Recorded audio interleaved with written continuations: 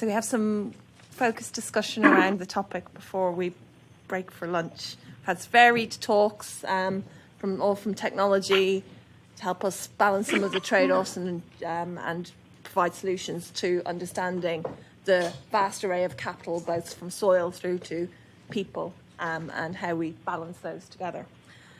So, any questions from the audience? We'll start with Greg first.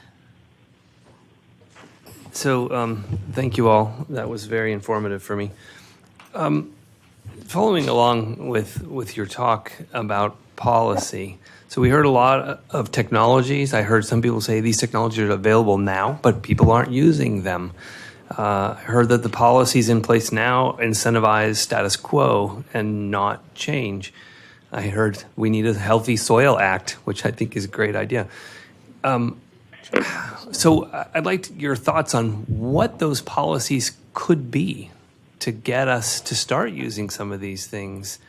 And to, is it putting a price on nitrogen? Is it actually putting a price on carbon, pricing the environmental impacts into this? What are the approaches that we can realistically take and make work for us? Who wants to go first? Roshan? Giving you named policy, you go Thank first. You. One thing should be the payment for ecosystem services, not subsidies. If farmers perform ecosystem services, carbon sequestration, water conservation, water quality improvement, biodiversity increasement through agriculture, they should be compensated for performing those ecosystem services. Carbon sequestration, trading carbon credit, unfortunately, they cost $1 per ton of CO2. Wouldn't buy a cup of coffee for anybody. Actual cost, societal value, paid by fair, just, transparent manner. Really about $125 per ton of carbon, which under Midwest rate of carbon sequestration is about $16 per acre per year. If we don't pay it, farmers are going to do it. I have one answer to that as well. I think it is very important that policies come from turning the values of society into standards of what should be. Then those are turned into rules and regulations that are enforced. And to enforce those rules and regulations, you have to measure, it's not just do you have these things in place, but what is the actual result? We have systematically, at least in my state and at the national level, defunded any measurement of what is actually going on. So until we know, because you've got to have both carrots and sticks. You've got to say, yeah, we're going to pay you this if you do it. But then if you're polluting, you're going to have to pay. So I think we have to remember how policies are made. But if they're not measured and enforced, we have great water quality standards in Iowa. We don't measure it. And we have horrible water. Don't try to ever swim in our rivers or our lakes. Okay, Andrew and then Phil. On the land sparing side, I just want to emphasize that you've got to look at both sides of that. So we can have payments for ecosystem services. We can think about land use zoning. Those have variably worked to encourage enhance biodiversity values on what land that could potentially otherwise be farmed. But those will not benefit biodiversity globally if they're not combined with trying to increase production in the rest of the land. You can't take land out of farming, encourage farmers to store carbon or whatever, if at the same time we're letting yields go down across the piece and therefore just displacing the problem. So there's a very interesting tension in the UK at the moment. Perhaps the only upside of Brexit that I can possibly imagine is that agricultural policy is being debated openly by policymakers for the first time in a long time. And lots of us are having conversations with policy people, and that's very interesting. We've got to move towards public money for public goods, redirecting agricultural subsidies in large part towards paying farmers for storing carbon, storing floodwater and so on. And that's probably very good news, but it won't benefit biodiversity and it won't benefit the global climate if that's not combined with policy initiatives to try and encourage farmers on the rest of the land to make good the shortfall in production will simply displace the problem elsewhere. Who had 5 hours in the pool for the first mention of Brexit? I don't know. Sorry. Okay, Phil. Yeah, I don't think there's any simple policy solution. It's a fairly complicated issue, of course. But I think, flipping the coin from what we're now doing to payment for ecosystem services is eventually where we want to go. Right now, we're largely in the U.S. paying for ecosystem disservices. Our insurance, our subsidy programs are organized now as insurance payments to farmers to basically conduct business as usual. And they're paid for yield differences from the last 5 years of yield on any given field and for a certain set of commodities. And so it discourages diversification. It discourages cover cropping, for example. It discourages a lot of things that we would like to encourage as ecosystem services. So right now we have disincentives in place. So if we can flip that to incentives, that would be, one of the cleanest paths forward to in the U.S. to operationalizing some of these solutions. Quick point. Okay, Cornelia? just another point is bankers are very important. We have trouble for people who are trying to change their cropping systems to get loans from their bankers. You can get loans for 4 crops, and that's about it. Thanks. Susan? So I thought we would hear a little bit more in this session about non-traditional agricultural sources of essential amino acids and aromas and flavors, because one of the answers to how do we create a more sustainable agricultural system could be that it becomes sort of the new age of industrial agriculture, where we raise yeast and bacteria and insects and other things to provide the essential nutrients and micronutrients we need, and then we free up a lot of land. I'm just curious if that fits in this symposium and whether we could, I don't know if it's going to come, but if we talk about the new industrial forms of food production, which is a radical departure from anything we've talked about, is that part of sustainable ag? It's kind of an interesting dimension. Is anyone going to cover it later today or tomorrow? Just looking, or going to add it to Ian? Ian, but does anyone want to make some quick comments in relation? Or we all wait to see what Ian tells us tomorrow? Well, the only thing is that it's related to the sparing of land in a very essential way. Maybe we just table it until tomorrow or whatever, but I wanted to make sure that we didn't completely think of ag as something traditional on the land, and that we are thinking in a very forward-looking way about if we have to create a new system and preserve the planet, it may take a radical departure in a much more radical sense than we've considered so far. Yeah, and also new ways of how those and the old systems might integrate and be co-products of each other and feed into each other. Yeah. With all this stuff we call meat, but it's cultured cells. Yeah. So. Okay. Ian and then Andrew. Sorry, I'll just... Sorry, just to add to that, I will speak a bit about this tomorrow, but I think that we are slightly in danger of not focusing in on the right question. And it's in the title of the symposium, actually. It's about agriculture. This is about food production, and it's about how we cater for food needs, the quantity and quality of food needs by mid-century and beyond. And agriculture is going to be a very, very big part of that solution, but it will not be the only part of it.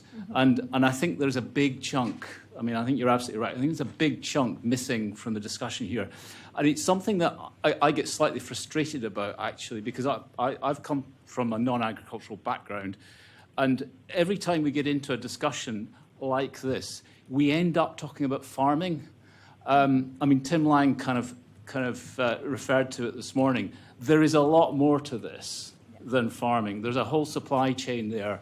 And actually some of the solutions, in fact, many of the solutions sit in that supply chain, not in farming. And,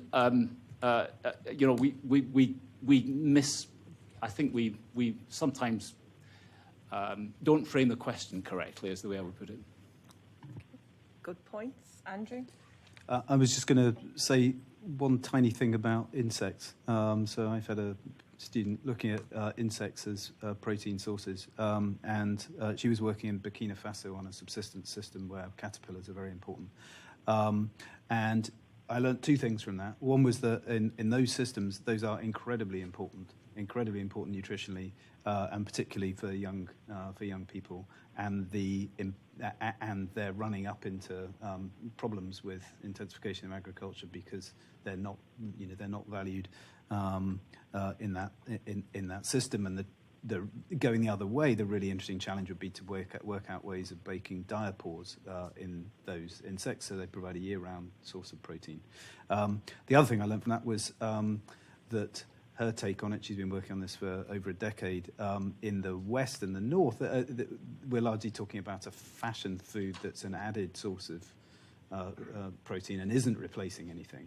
Now, maybe that will change in 50 years' time, but it's not going to, in her view, anytime soon. Alison, do you have a question? Yeah, I'll pick on Gil's because you haven't had a question yet. So I guess one question that pops in my mind is, it would seem fixing nitrogen's pretty a good selection advantage. Why do you think that cereals don't have that? And that's one question. The second one is, a miracle occurs and you get it to work. Are you going to be able to use it because of the pushback around GM?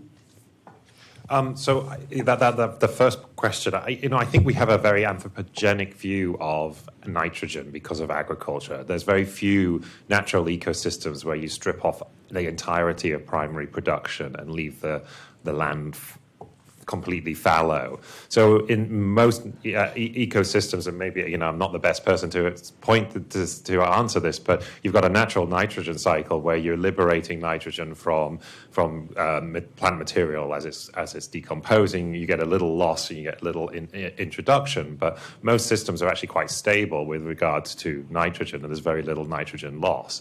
Whereas in an agricultural system, we're stripping off all that productivity, and in so doing, stripping off nitrogen and phosphorus.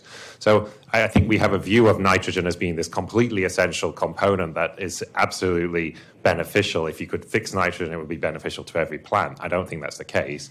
Nitrogen fixation comes at a cost. It comes at a significant carbon cost. We're also seeing that it comes at some level of risk because the plant has to balance pathogens versus symbionts, and it can't do that perfectly. So to go down this symbiotic state, you actually make yourself hyper-susceptible to all organisms, not just beneficial organisms. So there is just trade-offs for nitrogen fixation. That probably explains in part why we don't see it ubiquitous within the plant kingdom. But actually, nitrogen fixation is pretty common across the plant kingdom. There's many different independent branches for the evolution of nitrogen-fixing symbioses. We know a lot about People know a lot about the nodulating nitrogen fixers, like the legumes, but there are other nitrogen fixers outside of that group that have evolved it independently. So I think that my answer to that is the nitrogen fixers benefit in environments where nitrogen is very limited, but most environments in the natural world are not so limiting that there is such a massive benefit. The second question is, so can we use it? I guess perhaps sitting in Europe, for me, I think there's a big world out there. There's clearly lots of GM crops grown globally, particularly here in the US. I think if I had nitrogen-fixing cereals, they'll certainly be utilized. I hope they'll be utilized in the countries that I'm most interested in, which is in the developing world, in sub-Saharan Africa. I think if I had nitrogen-fixing cereals, it does change somewhat the nature of that debate, because you're choosing between pouring nitrogen into the environment or relying on genetically modified technology. So I would hope that certainly the GM nitrogen-fixing cereals will get used in large parts of the world. They might not get used in Europe, but I think that's just a rich world view of, they have the choice. They can buy organic foods instead. But I would hope that large parts of the world will be using the technologies. I want to say something about why we have this huge reaction against GMO crops. We had the misfortune of having the first GMO crops be pesticide resistant. So and then a peanut gene put into something that everybody consumed, and people with peanut allergies were really hurt. So the careless introduction of GMOs led to people saying all GMOs are bad. I'm not against GMOs, but I am against spraying a lot of pesticides on wheat, for example, so it's easier to harvest.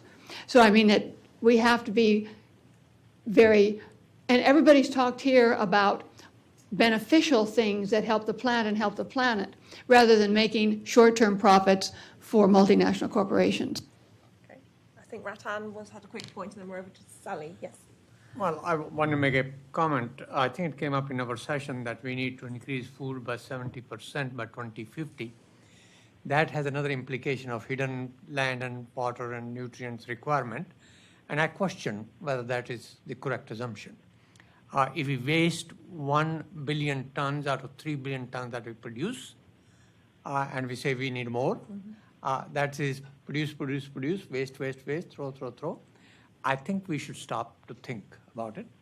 That brings another policy question. Are we undervaluing the food? Just like we are undervaluing water and soil. Anything that is undervalued, you obviously have a tendency to waste because you have no value for it. I think that is somewhere we got to think that are we taking these resources and food for granted? Therefore, we can go and expand more and waste more. I think that requires a very careful thinking. Okay. Thanks. So we'll go to, is that in relation to that point, David? No, it's another point. Okay. Mine was in relation to the nitrogen Okay, fixation. we'll go Sally. David. So I just wanted to mention for Giles and then your question about the nitrogen fixation. The company Pivot has the nitrogen fixing bacteria that they've tweaked, genetically engineered it to continue to fix nitrogen even in the presence of large quantities of nitrogen. I don't know where they are on the project. You probably do know, but it's a bio-based fertilizer basically that will fix nitrogen for corn. I think that's going to be there. If it really gets deployed in the way they are, I think it's a possibility. I didn't know if you wanted to comment on that, if you knew about that technology and if it's practical or. Yeah, absolutely. So, I mean, I've only heard what Pivot says, and they're claiming pretty high levels of nitrogen fixation. They have a product that farmers are buying. And one advantage of that is a continuous release of nitrogen at a time when it's very hard for a farmer to get into the field to spray nitrogen. So at that grain filling stage, when it's hard to get nitrogen in the field, these nitrogen fixers just keep fixing. So it doesn't fix to the same level that legume nitrogen fixation does, and probably these free-living nitrogen fixers will never be able to get up to that level. When a nitrogen fixer is in a very protective environment, protecting the nitrogenase enzyme, it's going to be much more efficient at fixing nitrogen. So I think they're not proposing it as a standalone. Exactly, they're not. They're proposing as an augmentation to fertilization and providing nitrogen at times when fertilizers are rather limited, and also perhaps reducing some of the amount of nitrogen that's needed. So yeah, it's a really interesting technology. I think there's a lot of potential in these associative bacteria to generate nitrogen fixation, but they're probably not going to replace nitrogen fertilizers. Whereas biological nitrogen fixation, in the way that legumes do it, has the potential to truly replace nitrogen fertilizers. David? So, Ratan, I had a question for you. I'm intrigued by your ideas on storing more carbon in soils, but I'm wondering where the carbon inputs are going to come from and how readily achievable this actually will be. That's very relevant. It's not only the carbon, the biomass carbon that we put into the soil has to be converted into stable organic matter. And the CN ratio, CP ratio, CS ratio of the biomass is much higher than is in the humus. So you also, in addition to biomass carbon, you also need nitrogen, phosphorus, and sulfur. So I think it's really the idea of integration of tree species with crops and livestock, making sure that the crop residue, the original concept, the harvest index must be decreased, more grain, less biomass. I think that need to be rethought about again. We have quite a lot of crop residues produced. I think if we got 3 billion tons of grains, we at least have 3 billion tons of crop residues. So, and in case we have more than 2 billion hectares of degraded lands. almost 24% of the land area, high-speed land area, is degraded. Afforestation would do that. The other part of carbon sequestration really is the inorganic carbon. We have right now 40% of the land area arid climate. The arid climate regions are going to increase with climate change. By 2050, some estimate it will be 50%. So the sequestration of inorganic carbon as secondary carbonates and as bicarbonates in those dry land is very critical, very important. There are many opportunities which can be harnessed and increase carbon sequestration in the terrestrial biosphere, but it will require policy interventions, payments for ecosystem services. Yeah, but most of the crop residues are already going back into fields. So are you saying treating them first in some way? I'm really, this is You're confusing. talking about the U.S.? I was talking about globally. The biomass carbon of crop residue in South Asia and Asia does not go back. In fact, that is a serious problem. And what happens to it? Well, it's mostly taken away for feeding the cattle, and the cattle biomass produced dung is used for other purposes, not for putting back on the land. In India, this major problem is whatever is left behind the land, rice residue is burnt. The schools were closed in northern India because of the pollution problem. So the crop residue is the issue. There was a comment that perhaps Indian government will pay something like 10,000 rupees if you put the crop residue back. The question is, do they have clean cooking fuel? That's where it goes back to. Same thing applies to Sub-Saharan Africa. Same thing applies to Caribbean and Central Asia. The residue does not go back. Okay. Quick points, because we want to get the last question. So I think an underappreciated fact is that most carbon in soil is in the form of chitin, not cellulosic. And so it's actually fungi that are driving a lot of the carbon sequestration, and that's either through avascular mycorrhizae or fungi degrading cellulosic carbon. But maybe the chitin form of carbon is actually just much more stable, but it also implies the extent to which fungi are really important in that carbon sequestration component. Just to elaborate on Ratan and Giles's point, it's not so much a matter of biomass as it is how that biomass is processed. We've undergone a paradigm shift in our understanding of stable carbon mechanisms in soil over the past 10 years or so. And it's not protected carbon that is chemically protected or physically protected as much as it is the shunting of carbon through microbial biomass into secondary metabolites that then get moved onto mineral surfaces and stabilized for long periods of time. And the extent to which that can be encouraged, either now with management or in the future by manipulating the microbiome, I think offers promise for increasing the soil carbon, the stable soil carbon pool, which of course is effectively soil organic matter. Okay, so I wanted to comment a bit, touching upon what Ratan just said about undervalued food, and also about what Andrew was saying about linking between yield increases and land sparing. Because that, for me, is one of the big challenges that perhaps we haven't touched upon as much. How do we make sure that these things are coupled together? Because yield increases may lead to further devaluation of food. And how do we make sure that that's going to work with things like dietary change and food waste reduction together when it's kind of seems to be working against each other? The more food we produce, the more likely it's going to get wasted, the more likely people are going to overeat it, overconsume it. So that's kind of maybe a question for everyone. If anyone's thought about how to couple these different solutions, the yield increase, the land sparing, the food waste reduction, and the dietary change.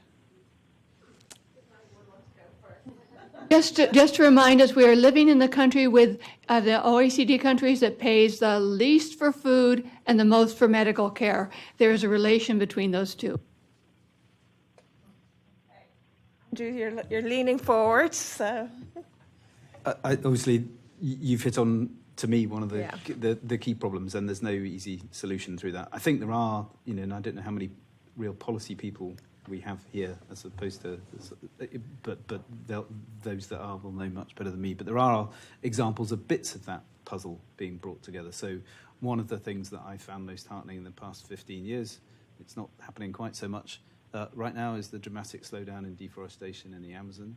And that was in part because, it seems, of a coupled series of interventions that the government of the day was implementing, whereby they blacklisted municipalities that had high levels of deforestation. If you're in a blacklisted municipality, you couldn't get access to credit.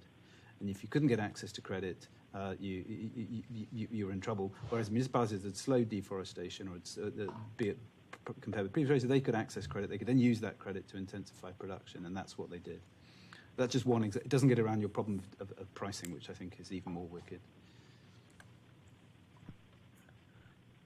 Isn't it?